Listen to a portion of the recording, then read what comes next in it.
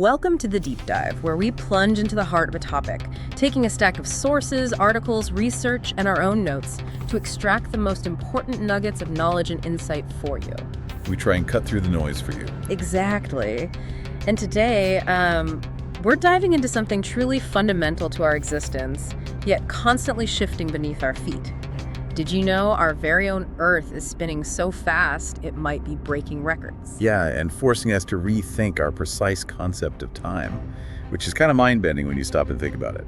It really is. It's not just some subtle change only scientists care about, is it? No, not at all. Yeah. It's a perplexing scientific mystery, and it actually impacts everything from how we track, say, a global position with GPS to the very definition of a second. Right. So our mission in this deep dive is to offer you a shortcut, basically, to being well-informed about a phenomenon that literally affects every single one of us. Even if our daily lives don't really feel the difference, yeah. Precisely. You won't feel it getting out of bed.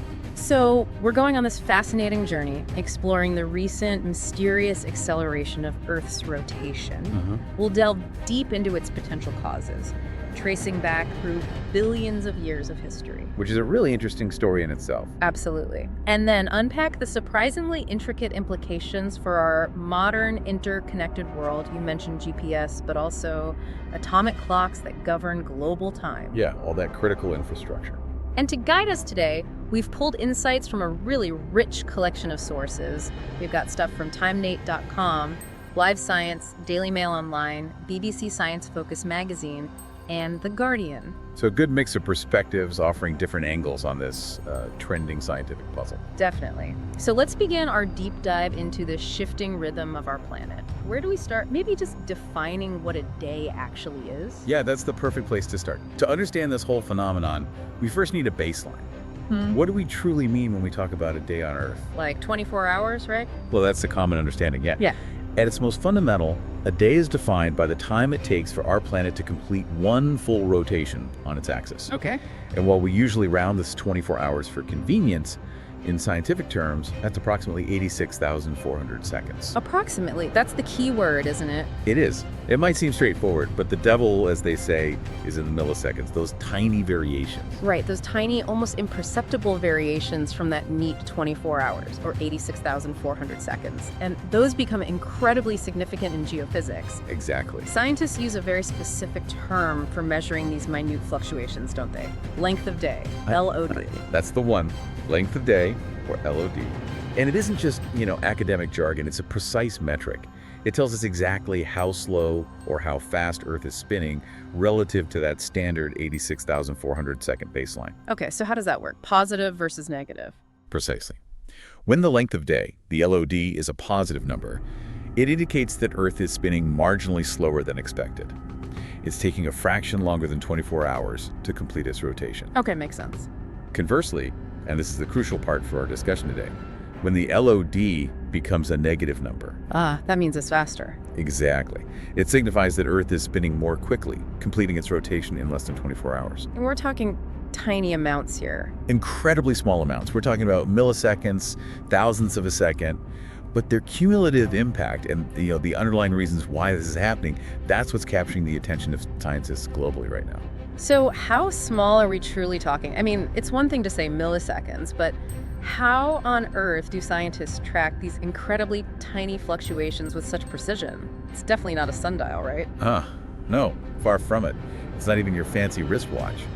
These minute fluctuations are tracked with what can only be described as mind-boggling precision, Ow. thanks to an advanced global network of atomic clocks.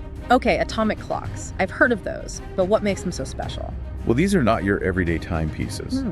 They operate by measuring the ultra-stable vibrations of atoms, typically cesium or rubidium atoms. Vibrations of atoms. Yeah, imagine a pendulum that swings not once per second, but literally billions of times per second.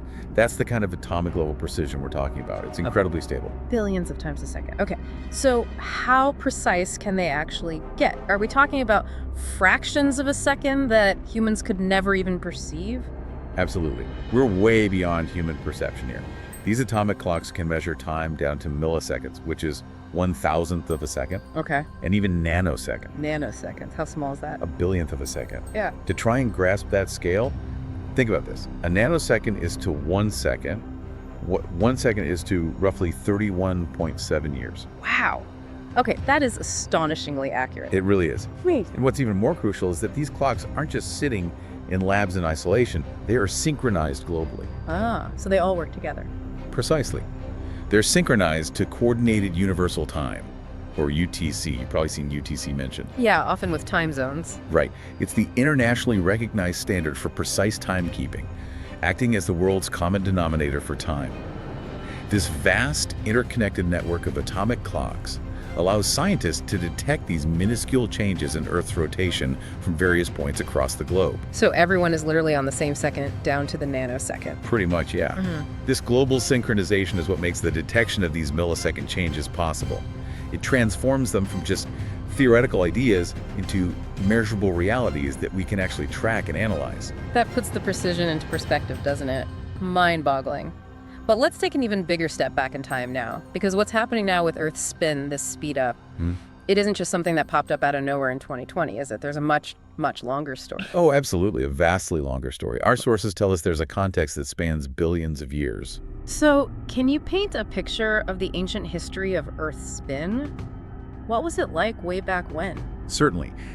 If you look over truly vast geological periods, we're talking timescales of billions of years, the general trend for Earth's spin has actually been one of slowing down. Slowing down, not speeding up. Correct. Yeah. For most of our planet's existence, the trend has been deceleration. To give you a really compelling example of this, get this. Approximately 1 to 2 billion years ago, a day on Earth wasn't 24 hours. How long was it? Only about 19 hours long. 19 hours. Wow. Imagine that. Nearly 5 hours shorter than our current day. Exactly. Think about the difference that would make to the cycles of day and night, the length of daylight, maybe even biological rhythms that might have existed back then. So what was the primary force responsible for that significant difference? Why only 19 hours back then, and why has it changed so much over these eons? The primary reason for this long-term slowing is our moon. Ah, the moon. Billions of years ago, the moon was significantly closer to Earth than it is today. Much closer. So its gravitational pull was immensely stronger, exerting a much more powerful influence on our planet. And that caused the slowing. How? This strong gravitational interaction created what scientists call tidal braking. As the moon's gravity tugs on Earth, it creates bulges of water in our oceans, the tides we know today, but much stronger back then. Right. These bulges exert a slight drag on Earth's rotation, acting like a gentle but absolutely constant handbrake. It slowly leaches away Earth's rotational momentum, bit by bit, over millions and billions of years. So as the moon has moved further away? Exactly. As the moon has gradually drifted away from us over these eons, it's still moving away. Very slowly, this gravitational drag, this braking effect, has lessened. And that's caused the days to incrementally lengthen over geological time. It's a slow, steady, and very predictable process. So if this long-term trend of the moon slowly drifting away continues, are we just going to keep getting longer and longer days way off into the distant future? What's the prediction? That is indeed the long-term prediction based on our understanding of orbital mechanics and gravity. Scientists estimate that if this gradual trend continues, days on our planet could eventually extend to a full 25 hours long. A 25-hour day. When would that happen? Should I adjust my watch? Huh? No, I wouldn't advise adjusting your calendars or expectations just yet. Yeah. We're talking about an astonishingly long time frame, approximately another 200 million years from now. Okay, 200 million years, not exactly imminent then. Not exactly. So in the grand scheme of geological and cosmic time, it's a very slow, steady progression, almost imperceptible on human timescales.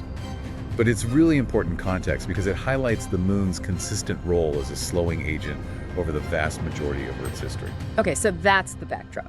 For billions of years, Earth has been gradually, almost imperceptibly slowing down. But here's where it gets truly fascinating, and where our deep dive really kicks into high gear. The recent twist.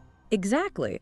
Our sources reveal that despite this ancient long-term pattern of deceleration, Earth's rotation has been unusually fast for the past few years. It really seems to have started quite dramatically around 2020. It did. It was a noticeable shift in the data. And this is an unprecedented shift in the modern measurement era, right? Since we've had these atomic clocks. Absolutely unprecedented in the atomic clock era, which started in the 1960s. It's truly the heart of this current planetary mystery. Why the sudden reversal, even if temporary? So walk us through it. What happened in 2020? Well, in 2020, scientists were definitely taken by surprise. Earth achieved its 28 shortest days since those accurate daily measurements began back in the 60s. 28 short days in 1 year. Yeah, a significant cluster of unusually fast rotations. It wasn't just one or two. The shortest day that year was July 19, 2020, and it clocked in at a remarkable Minica 1.47 milliseconds. Negative 1.47, meaning 1.47 milliseconds faster than the standard 24 hours. Precisely, and this wasn't just a blip. The data showed it was the start of a clear, accelerating trend towards shorter days. And did that trend continue into the following years? Did Earth keep picking up the pace after 2020, or was that maybe just an anomaly? It definitely continued, although with some, subtle fluctuations day to day or month to month. In 2021, Earth continued to spin quickly, maintaining this faster than average rotation. But any new records in 2021? Actually, the shortest day of 2021 was fractionally longer than the record set in 2020. So that indicated a slight variability, perhaps a momentary easing off. But the overall shift towards shorter days remained evident. Well, okay, so still fast, but maybe not getting faster that year. What about 2022? 2022. That's when things sped up even further. Yeah. A new absolute record was set on June 29, 2022. What was the number? Earth completed one spin in 1.59 milliseconds, less than 24 hours. So 1.59 milliseconds. Oh, wow, faster still. Yes. This officially marked the shortest day of the entire atomic clock era up to that point. And again, it wasn't an isolated incident. That record was nearly broken again just about a month later, on July 26, 2022, at negative 1.50 milliseconds. So the planet was undeniably in a period of accelerated spin through 2022. No question about it. Consistently shorter days. Wow, so we're consistently seeing these negative millisecond values indicating faster spins. What about the most recent years, 2023 and 2024? Did the trend continue? Well, 2023 was interesting. The rotation actually slowed slightly compared to 2022. We saw no new absolute records set. So maybe it was leveling off? Some people wonder that, yeah. Maybe offering a momentary pause in the accelerating trend. Perhaps the acceleration had plateaued.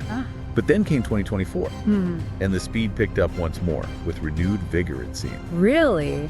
More records? 2024 resulted in several days that year, breaking previous records from earlier in the acceleration phase. And according to our sources, like timeanddate.com, 2024 was notably the year with the most consistently shorter days on record. Most consistently shorter days. So even if the absolute shortest day wasn't smashed every week, the average was significantly shorter. Exactly. It indicates that the trend of acceleration isn't just sporadic records, but rather a persistent pattern over these recent years. It hasn't gone away. So if someone asks right now, based on the data up to this point, what is the current fastest day ever recorded in the atomic clock era? What's the reigning champion? The fastest day recorded so far, the current benchmark in this atomic clock era, was July 5, 2024. Okay, July 5th, 2024. And how fast was that? On that day, Earth spun a remarkable 1.66 milliseconds faster than the standard 24 hours. Minus 1.66 milliseconds. Minus 1.66. That's the shortest day we have ever precisely measured since the 1960s. Correct. That's the current record holder. And looking ahead, you mentioned predictions. Are scientists making any specific predictions for, say, 2025? Are we expecting more of these super short days, maybe even breaking that July 5th, 2024 record? Yes, they are making predictions, though, with caveats. Based on current scientific estimates and the sophisticated computer models used by institutions like the IRS, that's the International Earth Rotation and Reference System Service. The official keepers of Earth's rotation data. Exactly. Their models do predict upcoming short days. Specifically, they've highlighted July 9, July 22, and August 5, 2025. July and August again? That seems to be a pattern. It does, yeah. We'll touch on seasonal effects later. But those 3 dates in 2025 are all expected to be notably shorter days. The predictions are for them to be between 1.3 and 1.51 milliseconds shorter than a normal 24-hour day. So potentially close to the 2022 record, but maybe not quite the July 2024 record. Based on these specific predictions, yes. But it's absolutely crucial to understand these are predictions. Not guarantees. Not guarantees at all. They're based on ongoing observations of very complex models, but they're not definitive records yet. They represent the scientific community's best current understanding and forecast. But they also highlight the uncertainty, right? Yeah. Predicting this stuff long term is hard. Extremely hard. It emphasizes the inherent scientific uncertainty in forecasting these incredibly subtle and dynamic planetary movements more than, say, a year out. The Earth's rotation is influenced by so many different factors, as we'll discuss, that precise, long-term prediction remains a significant challenge. Which brings us neatly to the very core mystery of this deep dive. Why? Why is this happening? The billion-dollar question. Exactly. Yeah. Why is Earth, which has been in this long-term pattern of slowing down for billions of years, suddenly picking up the pace so dramatically in the last few years? You mentioned scientists are baffled. Well, baffled might be a strong word, but certainly challenged and intrigued. Okay, challenged. But they do have some ideas, right? Some leading theories. Oh, definitely. That's the crux of the enigma. Yeah. The exact cause, or more likely the exact combination of causes, for this current downward trend in day length, this sudden acceleration remains a significant scientific mystery that is being actively researched right now. And the difficulty in predicting it more than a year ahead says a lot. It speaks volumes about the complexity involved, yeah. Experts openly admit they struggle to make accurate predictions about the length of day much further out than that. It's a testament to how many interconnected forces are at play, inside the Earth, on its surface, and even influences from space. So while it's a big deal scientifically, it's important to frame it correctly. It's not like a disaster movie scenario we need to worry about tomorrow, is it? People shouldn't panic. Absolutely not. Panic is not warranted here. While scientists describe the situation as unprecedented in the measurement record and a big deal in the context of geophysics and timekeeping, they also consistently clarify that it's not a huge change in the grand scheme of planetary motion that will lead to some kind of catastrophe. It's milliseconds. Exactly. It's important to maintain that balanced, informed tone. We're talking about milliseconds, not sudden, drastic shifts that would affect gravity or climate directly in ways we'd feel. It's a subtle but scientifically significant shift in planetary behavior that warrants close attention, especially from scientists and the people managing our global timekeeping systems. But it's not going to suddenly throw us off our axis or unleash cataclysmic events. The main concern is more about the tech, the precision timing. Precisely. It's about maintaining the accuracy and synchronization of our global timekeeping systems, which, as we'll see, are incredibly sensitive. Not about any direct physical impact on daily life. Okay, that's a relief to hear. Let's get into some of those leading ideas scientists are exploring then. One of the major factors that always comes up when we discuss Earth's movements is gravity, especially the moon's influence. You mentioned the tidal breaking earlier. How does that normally work? Right, so traditionally, the moon's powerful gravitational pull is the main driver of ocean tides. As Earth rotates underneath the moon, these tidal bulges, essentially mounds of water on opposite sides of the planet, are constantly being pulled by the moon's gravity. Creating friction. Exactly. This pulling creates friction, particularly in shallow seas, a subtle drag against Earth's spin. This acts like that tidal breaking effect we talked about. It's the primary mechanism responsible for the long-term slowing of Earth's spin over billions of years, typically contributing about 2 milliseconds of slowing every century. It's a consistent, predictable force working against the rotation. Okay, so if the moon is normally slowing us down, how does its position possibly fit into an acceleration? That seems contradictory. Does its orbit change things? This is where it gets really intriguing and quite nuanced. While the general effect of the moon over long periods is a slowdown, its influence isn't perfectly constant day to day or month to month. Okay. The narrow, jagged spikes and troughs we often see in those highly detailed length of day charts, the really short-term variations are actually a direct result of the moon's monthly orbit around Earth. Specifically, the moon's orbit isn't perfectly aligned with Earth's equator. Sometimes it's further north, sometimes further south relative to the equator. When the moon is furthest from Earth's equator, meaning its orbital path takes it more over the planet's northern or southern poles, relative to that main equatorial bulge, its gravitational influence on that bulge lessens. Ah, so it's not pulling as hard on the bulge that causes the most drag. Kind of. The pull is still there, but its angle relative to the bulge changes. This subtle shift in how the moon pulls on Earth's mass reduces the efficiency of the tidal breaking. And in some cases, depending on the exact geometry, it can even give the planet a tiny gravitational boost, allowing it to spin slightly faster during those periods. So it's not just how strong the pull is, but where it's pulling on the Earth's slightly squashed shape that makes a difference in the short term. Can you give us an analogy to make that clear? It's a bit abstract. Absolutely. Let's use the classic figure skater analogy. Yeah. Imagine the Earth as a figure skater spinning. The moon's tidal breaking effect is like someone gently putting their hands around the skater's waist, the equator, to slow them down. Okay. When the moon is aligned with the equator, the braking is most effective. But if the moon moves higher or lower relative to the equator, like trying to slow the skater by touching their shoulders or hips instead of their waist, the braking effect isn't as strong or efficient. I see. The skater, or Earth in this case, doesn't slow down as much, or might even speed up slightly relative to the average.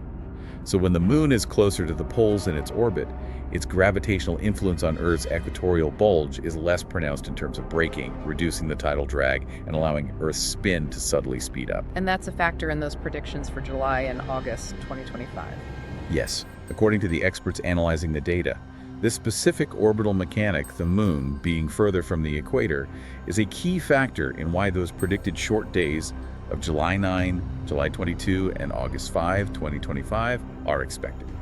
It's a very precise, predictable astronomical dance that causes these short-term variations. That's a fantastic analogy, makes it much clearer. So the moon's orbital position causes those short-term wobbles and subtle accelerations within the broader trend.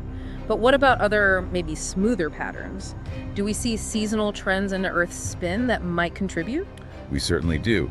Beyond the jagged monthly moon effects, the acceleration and deceleration of Earth's spin often follow discernible seasonal trends. There are smoother, larger waves in the data. Like, when are days typically shortest or longest within a year? Typically, the shortest days tend to occur around July and August each year, which fits with those 2025 predictions.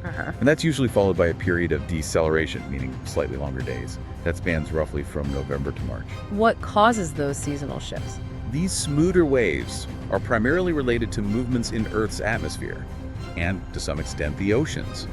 Think about major wind patterns like the jet streams, changing speed and position with the seasons. Right. As these vast masses of air shift around the planet, they actually transfer momentum to or from the solid Earth below them. It's like the atmosphere giving the planet a tiny push or pull, causing these seasonal variations in rotation speed. It's a dynamic and constantly shifting interplay of forces between our atmosphere, oceans, and the solid planet. Okay, so we've got gravitational influences from the moon, and these large-scale atmospheric and oceanic movements contributing to fluctuations. But Earth isn't just a surface and an atmosphere. You mentioned the inside earlier. What about internal Earth dynamics? Could processes deep within Earth's core or mantle be contributing to this recent overall acceleration? This is where the mystery really deepens, and frankly, where many scientists believe the ultimate answers to this recent sustained acceleration might lie deep within our planet itself. Like what, for example? Well, one of the most intriguing and widely discussed ideas, particularly in the context of the post-2020 speed-up, comes from Dr. Leonid Zotov, a geophysicist we mentioned. He has tentatively linked the current decrease in day length to a phenomenon known as the Chandler wobble. The Chandler wobble? Okay, that sounds rather elegant, but what exactly is it? I feel like I've vaguely heard of it. It's a fascinating thing. The Chandler wobble is essentially a small, irregular movement or wobble of Earth's geographical poles across the actual surface of the globe. Imagine the Earth's axis of rotation isn't perfectly fixed, but drifts around slightly over time. How much does it wobble? It's incredibly small on a planetary scale. Its normal amplitude typically moves the north and south poles, only about 3 to 4 meters, maybe 9 feet or so, at Earth's surface over a period of about 14 months. Okay, tiny. So what's the connection to the speed up? What's particularly puzzling, and what Dr. Zotov and others highlighted, is that this normally persistent wobble, mysteriously and unexpectedly, seemed to disappear, or at least diminish significantly, roughly between 2017 and 2020. It just stopped wobbling as much. Pretty much, yeah. It became unusually quiet. And this period of quietude for the wobble precisely aligns with when Earth's rotation began its recent rapid acceleration phase around 2020. Whoa, that timing is suspicious. It's highly suggestive, isn't it? Yeah. The fact that this subtle wobble, usually so consistent, effectively went quiet precisely when the planet sped up suggests there might be a powerful, yet still largely hidden connection. Perhaps whatever process influences the wobble also influences the spin rate, and it changed around that time. A connection between the deep interior and the surface rotation. Exactly. It's like finding a precise, albeit cryptic, clue from the planet itself, hinting at processes happening perhaps deep inside that influence both the wobble and the overall spin. That's quite a coincidence, if it is one. If the Chandler wobble disappears just as the Earth speeds up, what else is happening deep inside the Earth that could have such a profound, albeit subtle, effect on rotation? You mentioned the core earlier. Right. We have to remember, the Earth is not solid all the way through. Beneath its solid mantle lies the outer core, which is made of hot, swirling liquid metal, mostly iron and nickel. A giant ocean of molten metal. A vast, incredibly dynamic ocean of it, yeah. And it's constantly churning due to heat convection currents rising from the even hotter inner core, and also influenced by the planet's rotation itself, the Coriolis effect. And that churning can affect the spin. It absolutely can. As this molten metal moves and swirls, it can slightly change the planet's overall shape and balance, redistributing its mass ever so slightly internally. Back to the figure skater analogy. Exactly. If the skater's internal mass distribution changes even slightly, maybe they shift their weight, it impacts their spin rate. Similarly, these internal shifts in the core's dynamics, sometimes referred to as torsional oscillations or geodetic modes, can apply minute torques, tiny twisting forces on the overlying mantle. These torques can either accelerate or decelerate the solid planet's rotation speed. So the core isn't just sitting there, it's an active engine influencing the surface. A powerful, unseen engine driving some of these changes we observe, yes. But modeling its exact behavior and its coupling to the mantle is incredibly complex. And I've heard changes in Earth's magnetic field mentioned as well, often in connection with the core. Is that also considered a possible factor in these rotational variations? It is, and it's deeply interconnected with the core's activity, because that's where the magnetic field comes from. Right, the geodynamo. Exactly. The Earth's magnetic field is generated by the complex churning and electrical currents within that molten iron outer core. So shifts we observe in the magnetic field at the surface aren't just an external phenomenon, they're intrinsically linked to the fluid dynamics happening deep within the planet's interior. So changes in the field could mean changes in the core flows. That's the hypothesis.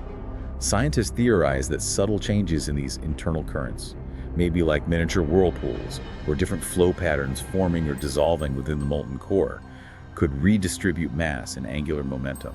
This in turn could apply those minute torques we talked about, potentially accelerating or decelerating the Earth's rotation. Another complex feedback loop. Absolutely.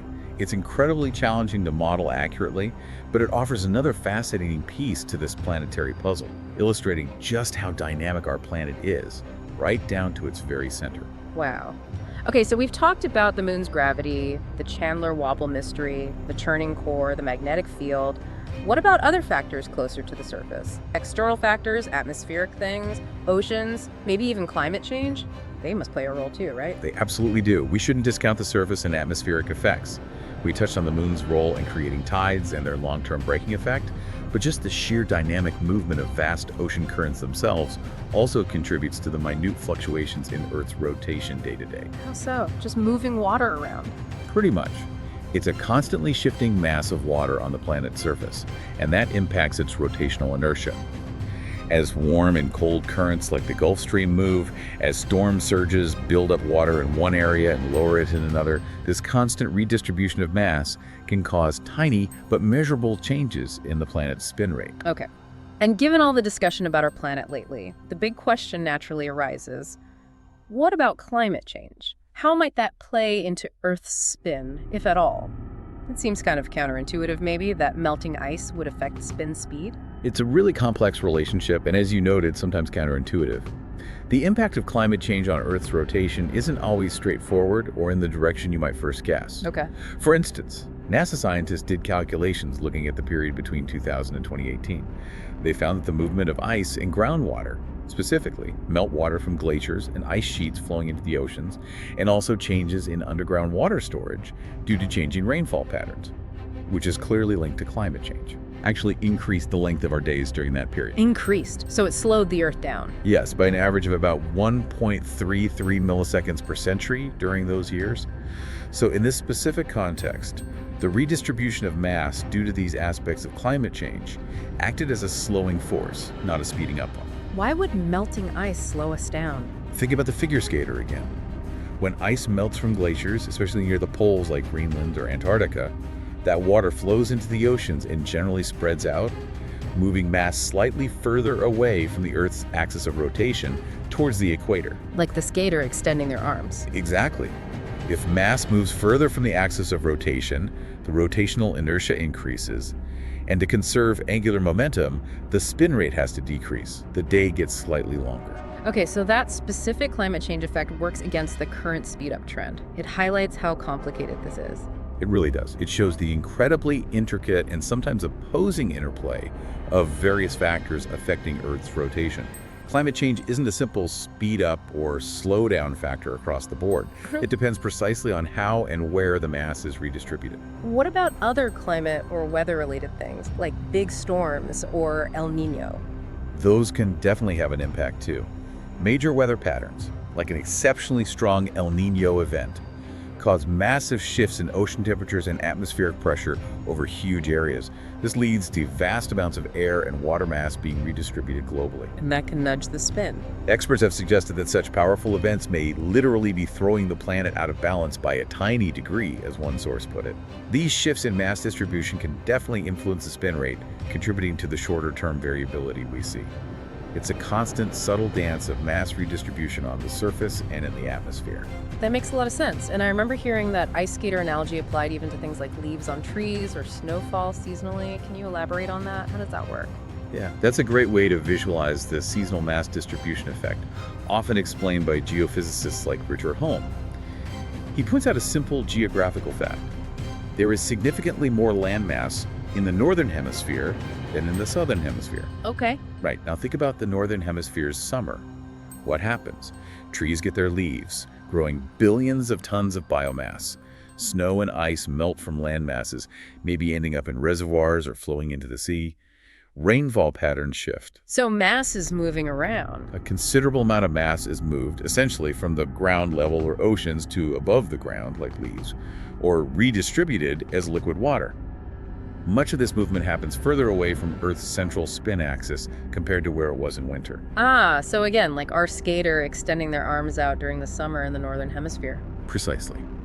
Just as the ice skater spins faster by pulling her arms in close and slows down by stretching them out, Earth's rate of rotation is subtly affected by this seasonal redistribution of its mass. As mass moves further away from its core axis, whether it's leaves growing, snow accumulating on mountains in winter, or water filling reservoirs, its rotation rate must decrease slightly to conserve angular momentum. So the day actually gets slightly longer during certain seasons because of this. Yes. This beautifully demonstrates how even seemingly small seasonal changes like leaf growth or snow patterns can cause day lengthening at certain times of the year. It runs alongside all the other factors, some of which might be trying to speed it up. It's a complex, multi-layered system with various forces sometimes working together and sometimes pushing against each other. It's incredible how many factors are at play, isn't it? From the moon's distant pole, the churning molten core deep inside, atmospheric winds, ocean currents, climate change effects, even the simple growth of leaves on trees. It really paints a picture of a dynamic, interconnected planet. And I've heard that even single dramatic events, like major earthquakes, can have a measurable, instantaneous impact on Earth's spin. Do we have a striking example of that? We absolutely do. A powerful and often cited example is the massive 2011 earthquake that struck Japan, the Chugoku earthquake. It was huge, magnitude 9.0, right? Exactly, one of the most powerful ever recorded. That single seismic event was so immense, it shifted enormous amounts of Earth's crustal mass quite suddenly. And calculations showed it was powerful enough to actually shorten the length of the day. Shorten it? By how much? By a measurable 1.8 microseconds. Microseconds, okay, that's even smaller than milliseconds. A millionth of a second. Correct. An incredibly tiny unit of time. But the fact that a single geological event could measurably alter the planet's rotation, even by that minuscule amount, clearly demonstrates how these internal geological forces can directly influence our planet's rotational rhythm. It's a testament to the dynamic, living nature of Earth, constantly shifting and influencing its own spin, even in sudden bursts. So let's shift gears a bit. We have all these tiny, tiny shifts in time, milliseconds, microseconds adding up or canceling out. What are the actual implications for our modern time-conscious world? For you and me just walking around every day, we're not going to notice a millisecond difference on our phone clock, are we? No, that's the crucial first point for daily life impact. Absolutely not. Despite these remarkable scientific observations and the fascinating reasons behind them, the difference is completely imperceptible on an individual human level. Our clocks aren't suddenly going to be wrong. Your digital clocks, your smart devices, your computer clocks, they will still dutifully tick off 24 hours, 0 minutes, and 0 seconds from midnight to midnight. A millisecond's difference, or even a few milliseconds, is far too small for the human eye or brain to perceive. Even if it accumulated over years. Well, even if these differences were to accumulate over an entire century, maybe adding up to several seconds of difference between clock time and Earth time, as one expert put it, nobody's really going to notice in their daily routine. You won't be late for work or miss a train, specifically because of Earth's current spin speed variation. Okay. The precision of our atomic timekeeping is well beyond our biological perception of time passing. That's certainly reassuring for our daily lives. But here's where it gets really interesting and, potentially problematic for our modern tech-dependent world. If it's not noticeable to us, why does it matter so profoundly for certain highly sensitive systems? Why the big fuss scientifically? This is exactly where the precision problem becomes critical. Because even these tiny, humanly imperceptible changes in the actual length of the day matter profoundly for a whole host of highly sensitive global systems that rely on incredibly precise, synchronized timing, split-second accuracy, or even better. Like what kind of systems? Think about global positioning systems, GPS. They need to pinpoint your location with incredible precision, often down to mere centimeters. Right, relies on timing signals from satellites. Exactly, and that relies on perfectly synchronized clocks between the satellites and receivers, accounting for Earth's rotation. Then consider vast telecommunications networks, phone networks, the internet itself, constantly synchronizing billions of devices and massive data streams around the world. Okay, finance. Huge implications there. International financial systems and banking transactions execute high-frequency trades and transfers within fractions of a second. Timing errors could cost millions or cause chaos. Critical infrastructure, too. Absolutely. Electricity grids require precise timing synchronization to manage power flow and prevent blackouts. Even large astronomical telescopes need to compensate exactly for Earth's rotation to track distant stars and galaxies accurately. All these systems need synchronization, sometimes down to within a fraction of a billionth of a second, nanoseconds. Wow. So a shift of just a few milliseconds in the actual length of a day, if not accounted for, can genuinely cause real problems for these systems. What kind of problems are we talking about? Glitches. Exactly. Real problems, potential glitches. A drift of just a few milliseconds between the official atomic clock time, UTC, and the actual Earth rotation time, known as UT1, can cause these highly interconnected systems to get desynchronized if the difference grows too large. And desynchronization leads to? It can lead to a range of issues, anything from data corruption in logs, network outages if protocols fail, failed financial transactions, or even, in extreme hypothetical cases, cascading failures across critical infrastructure. For instance, some older computer systems or software might misinterpret timestamps if time appears to jump or repeat, causing data logs to appear out of order. Navigation systems could accumulate errors, impacting accuracy for things like autonomous vehicles or highly precise military applications. Okay, so it's a real engineering challenge. How do the global timekeepers normally handle this? How do they address this gradual drift between astronomical time, Earth's actual slightly fluctuating rotation, and that super steady atomic time, UTC? Historically, the solution was the leap second. Ah, the leap second. I've heard of those causing headaches for tech companies. They certainly have.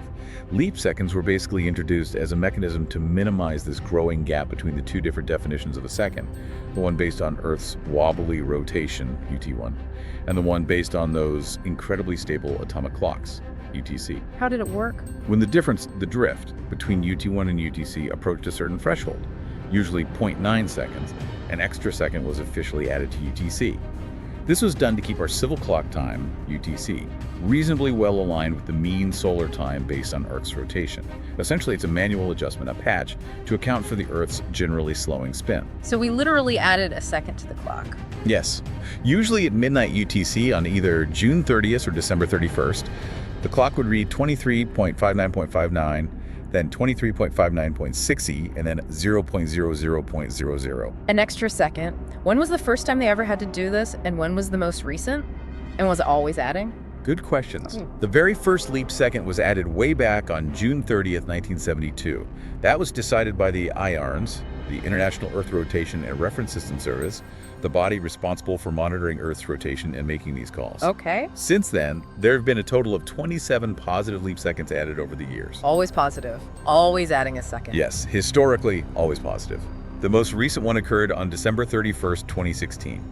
And these additions have always been about adding time to compensate for that long-term historical tendency of the Earth to slow down, making the astronomical day gradually longer than the 86,400 atomic seconds. And what's the future of leap seconds now? Especially given all this talk about Earth speeding up recently, it sounds like maybe they're becoming more of a problem than a solution for modern tech. You're absolutely right. They have become a significant headache. The international community, specifically the members of the International Bureau of Weights and Measures, BIPM, after much debate and consideration of the challenges they pose for modern, highly interconnected IT systems, has actually agreed to effectively stop adding positive leap seconds from 2035 onwards. Stop them altogether. Wow. Well, the resolution aims to increase the tolerance limit between UTC and UT1, essentially letting them drift further apart before any action might be considered, effectively pausing the regular insertion of leap seconds. This decision reflects the growing recognition that while they served a purpose in a less technologically complex era, they're becoming a real hindrance now. Because systems hate jumps in time. Exactly. Systems are designed, ideally, to handle continuous monotonic time.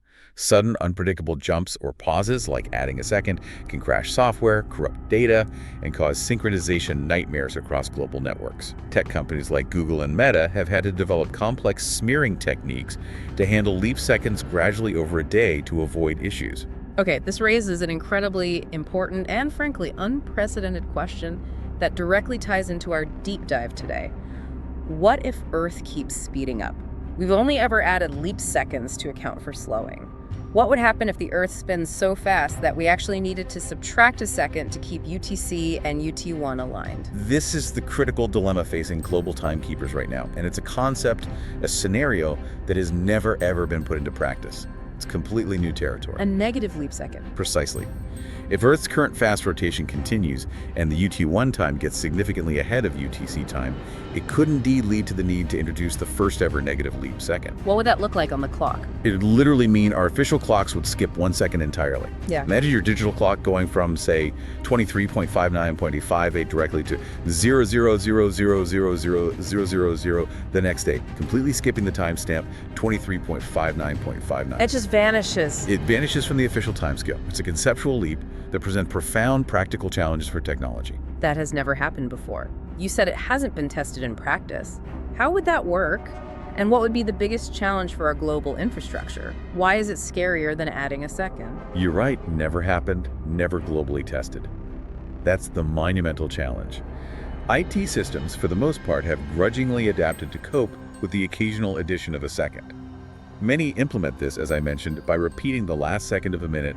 The clock might tick 23.59.59 twice, or time is smeared. But subtracting is different. Completely different and generally much harder. Systems are emphatically not typically designed or tested to handle a second being abruptly subtracted. Having time go backwards, even for a second, or skipping a timestamp entirely could potentially create significant unforeseen problems. Like what? It could break fundamental assumptions in software about time always moving forward. Think about data logging, transaction sequencing in financial markets, control systems in power grids or air traffic control, network synchronization protocols. All these could potentially fail or produce errors if time suddenly jumps backward or skips a beat. It's completely uncharted territory for many software engineers and network administrators worldwide. And it carries a substantial risk of widespread outages or weird errors. A non-trivial risk, yes. Yeah. Which is why the prospect is taken very seriously. What's the potential timeline on this unprecedented adjustment? If it becomes necessary, are we talking about something in the distant future or potentially much sooner? Based on the current projections of Earth's rotation, assuming the acceleration trend doesn't dramatically reverse very soon, this unprecedented negative leap second adjustment, if it becomes needed, Big if, is currently forecast to potentially be required around 2029. 2029, that's not far off at all. No, it's really quite close in terms of planning for global infrastructure changes. It's causing considerable discussion, research, and planning within the international timekeeping community, like IRs and BIPM, and also within major IT companies and standards bodies right now. They need to figure out how systems would handle it, or if the rules around UTC drift, need further modification before then. And didn't the IRS recently make a decision about a potential positive leap second because of the speed up? Yes, that's a very current point. Directly because of Earth's recent acceleration, the IRS recently made a significant decision regarding 2025.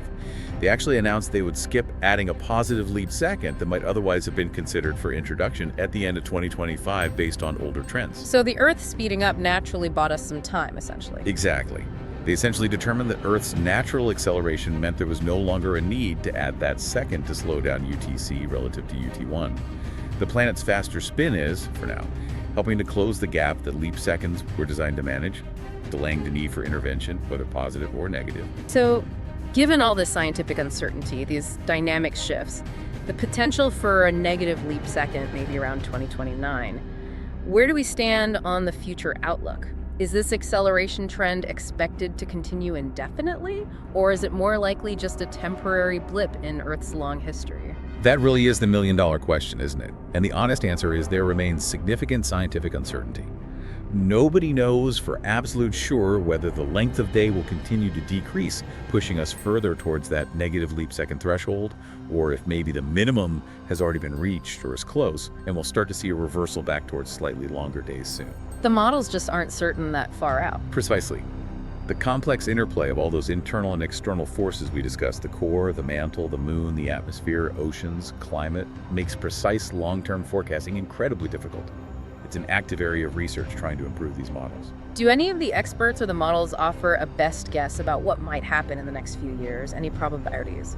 Well, Dr. Zotov, whom we mentioned earlier in relation to the Chandler-Wobble connection, has offered his best guess based on his analysis of the current trends and potential drivers. What did he suggest?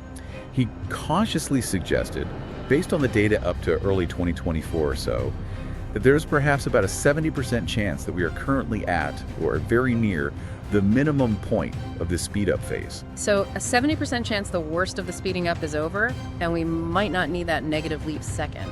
That's the implication of his assessment, yes, that the trend might be bottoming out or starting to reverse.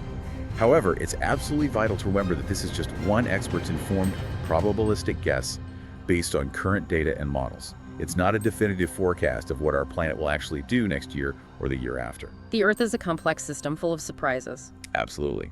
It could easily continue speeding up or slow down faster than expected. The 30% chance it doesn't bottom out is still significant. But on a much, much longer timescale, hundreds or thousands or millions of years. What's the general scientific consensus then? Will Earth eventually go back to its really long-term pattern of slowing down because of the moon's influence? Yes, on those very long time scales, that is the prevailing scientific consensus, almost universal agreement. Despite this fascinating and unusual recent speed-up, this current period of acceleration is widely considered highly unlikely to be an ongoing, permanent effect that overrides the fundamental physics. The moon always wins in the end. Pretty much. The fundamental force of tidal braking exerted by the moon, which has been relentlessly slowing Earth down for billions of years, will continue its work. That underlying mechanism hasn't changed. So, the strong expectation is that our planet will eventually, inevitably, return to its long-term pattern of gradually winding down, with days getting infinitesimally longer over millennia. In the grand cosmic scheme, this current period of faster spin is likely just a particularly interesting but ultimately temporary chapter in Earth's dynamic rotational history. Think of it as a momentary acceleration within a multi-billion-year deceleration. Okay, let's try and unpack this truly mind-bending deep dive then. We've explored the really surprising acceleration of Earth's rotation recently. Yeah, quite a journey. Moving from billions of years of gradual slowing down to these mysterious recent speed-ups, setting record-breaking short days like that one on July 5, 2024. Minus 1.66 milliseconds, the current record. Exactly. We've delved into the complex dance between the moon's gravitational pull both braking and sometimes boosting the Earth's churning internal dynamics like the core and that mysterious Chandler wobble. And even subtle atmospheric and climate factors, ocean currents, earthquakes, leaves on trees, all conspiring to influence our planet's rhythm in ways we're still figuring out. Right. And we've seen the subtle yet profound implications these tiny, tiny shifts have for how we keep time in our increasingly precise tech-dependent world. Bringing us right to the brink of potentially needing that unprecedented negative leap second. Something that could impact everything from GPS navigation to global financial networks if we're not prepared. It's truly remarkable, isn't it? How a few milliseconds, completely imperceptible to us in our daily lives, can challenge our most fundamental definitions of time and pose such significant engineering problems for our global infrastructure. Yeah. This deep dive has really shown us that even something as seemingly constant and reliable as the length of the day is far more dynamic, far more variable, and more mysterious than we often imagine. It's constantly being influenced by forces both cosmic, like the moon, and terrestrial, from the core to the atmosphere. So, wrapping this up, what does this all mean for you, the listener? Beyond the milliseconds and the atomic clocks and the potential IT headaches, maybe consider this. If the very rhythm of our planet, something so fundamental to our existence and our perception of time itself, can shift in ways we're only now beginning to fully understand and predict, what other fundamental aspects of our universe or even our daily lives might also be operating on timescales or influenced by forces that we're barely aware of right now? That's a fascinating thought to end on. It's a thought that truly puts our place in the cosmos and on this dynamic planet into perspective, doesn't it? And it reminds us just how much more there is still to learn about the world spinning beneath our feet.